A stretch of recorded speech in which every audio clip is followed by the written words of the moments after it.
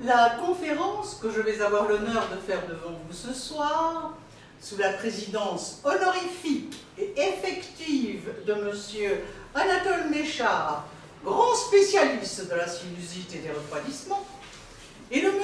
Eugène Gras, le premier à être monté sur le Puy de Dôme, aura trait à mon dernier exploit.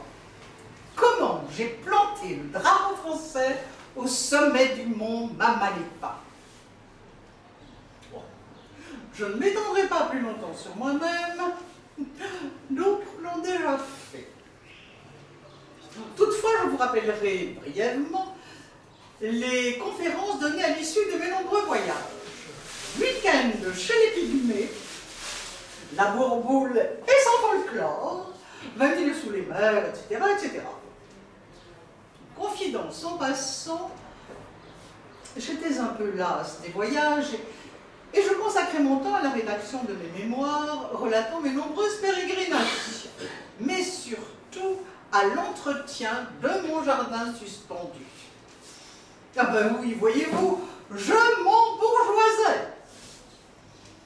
Mais un beau matin d'automne, en pleine giboulée, je m'enrhume.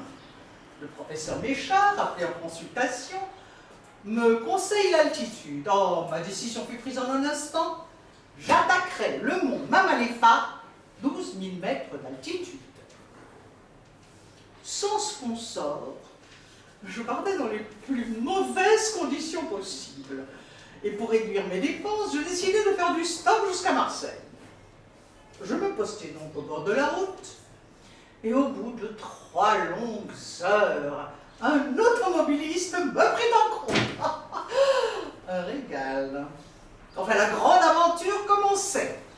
Bon, je passe sur le voyage, très peu intéressant, et j'arrive dans la petite ville tibétaine de Donpompouf. Enfin, Dompouf. Dernière halte avant l'ascension. 2 choses importantes occupaient mon esprit. La première, trouver des provisions de bouche, car j'aime bien. Et la seconde, trouver des indigènes pour m'indiquer le meilleur chemin. 2 jeunes indigènes s'étant à ma vue taper le front, comme ça. Bon, c'est une approbation, c'est coutume, je suppose. Et bien, toute confiance, j'ai décidé de partir sur le champ. À la première halte, les 2 chers Sherpas s'enfuirent en emportant tous mes vêtements. Je me retrouvais donc seule et nue, au pied des neiges éternelles. Mais fidèle à ma devise, va jusqu'au bout de l'île, je continuai vers ce sommet magique qui émergeait du brouillard.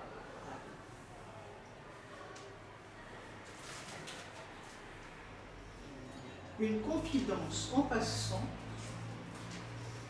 il faisait pas chaud. Mais de caverne en caverne et d'avalanche en avalanche, je me rapprochais lentement du sommet. À 8500 mètres d'altitude, je perds une babouche. Oh, j'enveloppe rapidement mon pied dans une bonne belle peau et je continue, toujours joyeuse. La, la, la, la, la. Soudain, vous allez voir, c'est impressionnant d'être seul dans la nature. Soudain, disais-je, au détour d'un pic, vous savez, un pic, au détour d'un pic, il me semble entendre une voix étrange. Je pense que ma raison s'égare, mais mon sang se glace dans mes veines. Oh mon Dieu! Oh, serait-ce l'abominable homme des neiges? Oh non, non, non! Oh, si! Si! Oh, oh, oh, oh. Abominable! Abominable. Mais enfin, c'est ce qu'on lit dans les journaux. Mais ceux qui en parlent, ne l'ont jamais vu, jamais touché. Il m'a simplement guéri de mon rhume par imposition des pattes. Des grosses patouches. Enfin, des mains, quoi. Oui, ça va, Marcel, j'arrive. Je vais emmener avec moi. Oui, je vais venir. Oh, mais non, pas ici, enfin. Ben oui, je sais bien.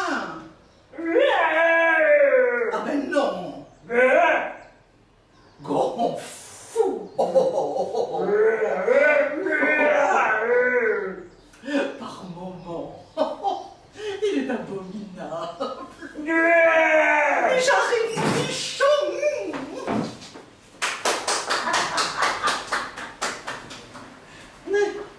Allez, on enlève la table. Tu fumes pas là, hein?